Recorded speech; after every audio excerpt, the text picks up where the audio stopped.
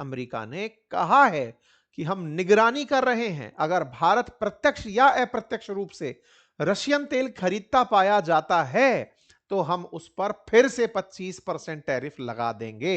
इस डील के बीच में रूस के साथ जो डील है उसको लेकर के क्या कोई बात हुई है क्या? मतलब ये जो बार बार कहा जा रहा है कि अगर भारत रूस से तेल खरीदना बंद कर देता है तो जाकर के हम इसके टैरिफ घटाकर 18% कर देंगे। तो देखिए, जो ट्रेड डॉक्यूमेंट है ना उसमें रूस से तेल खरीदने पर कुछ नहीं कहा है। कहा क्या है, एक अलग से व्हाइट हाउस ने लेटर जारी किया है। क्या लिखा है?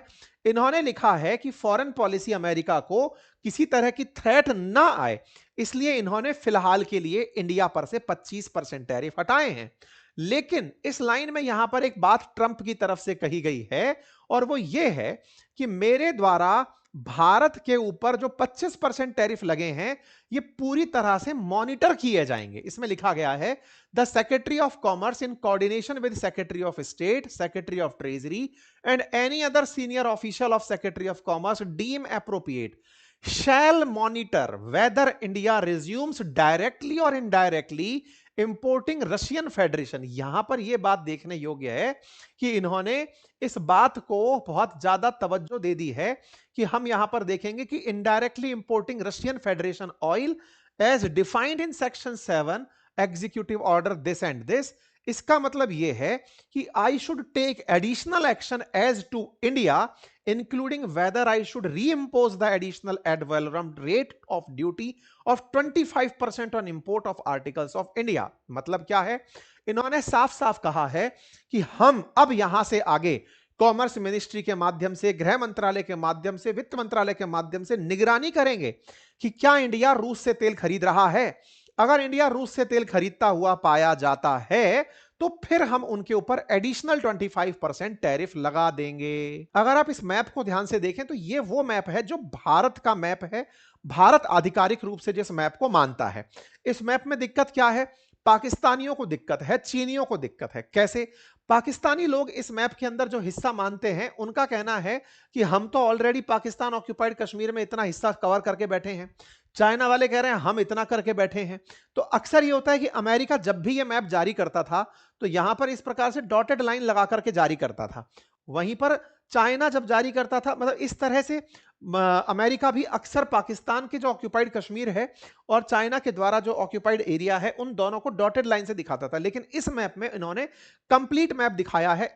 इस बात के आने के बाद से ही भारत के अंदर राजनीति गरमाई हुई है कि भारत ने एक तरफ अमेरिका से जिस ट्रेड डील को सेलिब्रेट किया है कि हमने, इंडिया ने अमेरिका के साथ ट्रेड डील कर ली, क्या वो वाकई में सेलिब्रेशन है या फिर सरेंडर है? ऐसा क्यों? क्योंकि यहां पर यह बोल रहा है कि मैं मॉनिटर कर रहा हूं आपको। क्या दूसरा कोई देश आपके देश को मॉनिटर कर सकता है, देख सकता है? यह अपोजिशन के अब सवाल हैं। यही कारण है कि महुआ मोइत्रा अपोजिशन की तरफ से लिखती हैं, मोदी जी ने इंडिया को सरेंडर लैंड बना दिया है क्योंकि 25% टैरिफ कट रशियन ऑयल से परचेज करने पर जो नहीं लगेगा वो असल मायने में भारत की निगरानी हो रही है। कांग्रेस ने इस बात को लिखा कि मोदी जी इस जगह पर कॉम्प्रोमाइज हुए और उन्होंने कहा, ट्रंप ने मोदी से कहा कि don't buy cheap Russian oil. Modi ji ने कहा यस सर। ट्रंप ने कहा buy expensive American oil. Modi ji ने कहा यस सर। ट्रंप ने कहा we will impose 18% tariff on you. Modi ji ने कहा यस सर। ट्रंप ने कहा you will give us zero tariff. Modi ji ने कहा यस सर। तो this is not diplomacy, this is submission. Congress ने कहा कि यह कोई कूटनीति नहीं है, भारत ने अपने आप को उनके अधीन कर दिया है, भारत उनके सामने झुक गया है, भारत ने उनकी शर्तों को मानते हुए यह सारा काम किया है। The Modi damage Modi is inflicting today will not and today. तो मोदी जी जो नुकसान भारत को पहुंचा रहे हैं वो बड़ा नुकसान कंसीडर किया जाएगा। तो क्या बड़ा सवाल है, जिस बात को ट्रंप चिल्ला चिल्ला कर कह रहे हैं कि हम निगरानी करेंगे, तो क्या भारत तैयार हो गया? क्या भारत ने आज अपनी संप्रभुता को कॉम्प्रोमाइज कर दिया कि हम दुनिया के किस देश से क्या संबंध रखते हैं? क्या भारत के लिए अमेरिका के साथ हो रहे टैरिफ के नुकसान से या ट्रेड के नुकसान से हम इतने विचलित हो गए कि हमने रूस से तेल खरीदना बंद कर दिया और बंद करके खुद के ऊपर निगरानी को स्वीकार कर लिया? ये कुछ सवाल हैं जो भारत सरकार से अपोजिशन पूछ रहा है। इसके पीछे का तर्क भी है। तर्क यह है, आज भारत सरकार की तरफ से अगर इस बात का खंडन हो तो वो क्या है? असल मायने में भारत को अमेरिका से व्यापार करके $40 बिलियन का लाभ होता है। अगर भारत को अमेरिका से व्यापार करके लाभ हो रहा है तो भारत उस डॉलर के इनकमिंग को नहीं रोकना चाहता। क्यों नहीं रोकना चाहता? क्योंकि भारत के लिए डॉलर का एकमात्र जो बड़ा सोर्स है वो अमेरिका है, नंबर 2 पर यूरोपियन यूनियन और नंबर 3 पर बांग्लादेश है। बाकी हर देश के साथ हम व्यापार करा के अपने डॉलर्स बाहर भेजते हैं। अमेरिका ही एकमात्र ऐसा देश बचता है जिससे हमें डॉलर की आवक होती है। और जब डॉलर की आवक होती है, इसी कारण से रुपया मजबूत बना रहता है।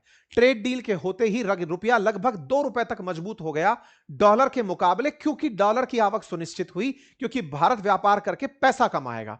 अगर इसको रिवर्स दिशा में घुमा दिया जाए कि डॉलर जा रहा हो, जा कहां रहा था? रशिया के साथ व्यापार करके तेल खरीदने पर हम अपने जेब का डॉलर वहां दे रहे थे। अमेरिका ने हमें रशिया का अल्टरनेटिव वेनेजुएला का ऑयल दे दिया कि आपको रूसी तेल नहीं खरीदना है, और आप अगर वेनेजुएला से तेल खरीदते हैं तो आपको सस्ता तेल भी मिल जाएगा।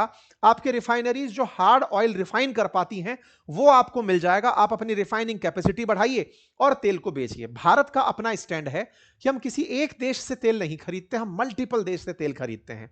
रही बात रूस के साथ भारत के रिश्तों की, तो आज से 4 साल पहले तक भारत रूस से 0% आसपास तेल खरीदता होगा, 1-8% तेल खरीदता होगा, क्योंकि उस समय तक हमारे लिए रूस तेल का सोर्स था ही नहीं। ये तो रशिया यूक्रेन जब युद्ध हुआ, रूस ने तेल की कीमतों को दुनिया में सबसे सस्ता कर दिया, उस समय भारत ने इनसे तेल खरीदना शुरू किया।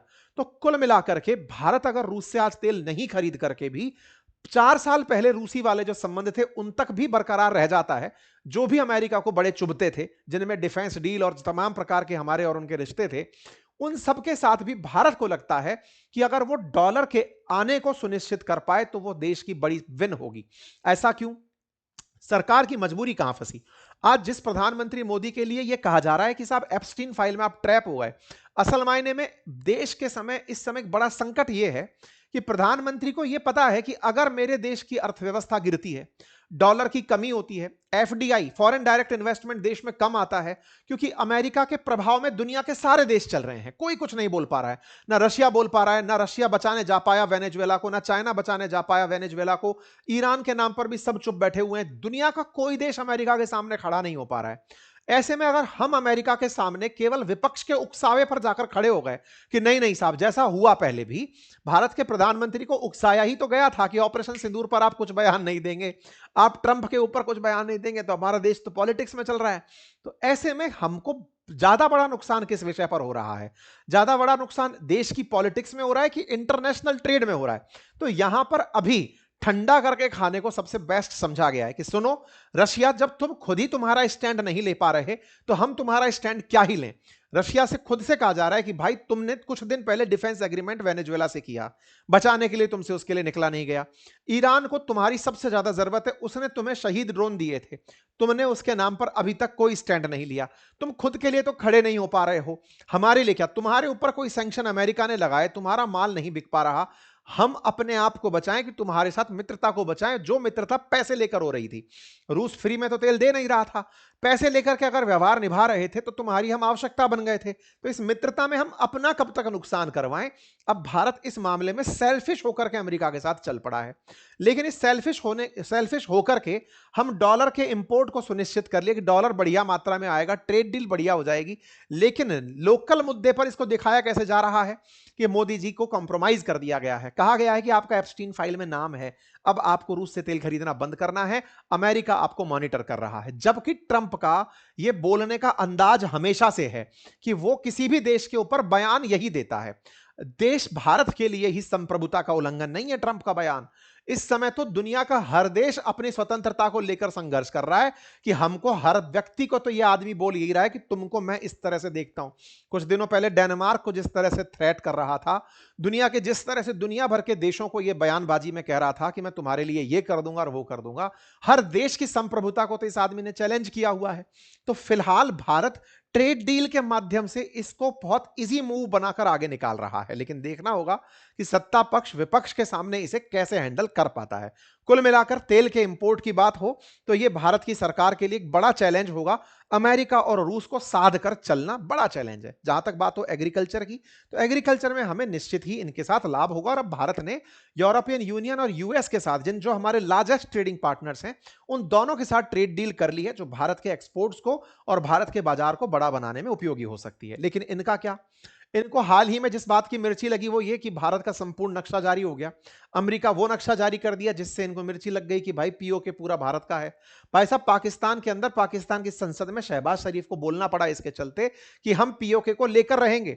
पाकिस्तान कश्मीर सॉलिडेरिटी डे, इन्होंने कहा कि Kashmir will become a part of Pakistan और पाकिस्तान का हिस्सा बनेगा कश्मीर। इस तरह का बयान देकर के इनको यह बताना पड़ा कि अमेरिका आज भी हमारा देश है, हमारा दोस्त है। वहीं इनके बारे में बात निकल कर आ रही है बांग्लादेशियों के बारे में कि इन्होंने कोई सीक्रेट डील कर रखी है अमेरिका से, जिसे इलेक्शन होने से पहले पहले ये दोबारा से रीनेगोशिएट करने जा रहे हैं।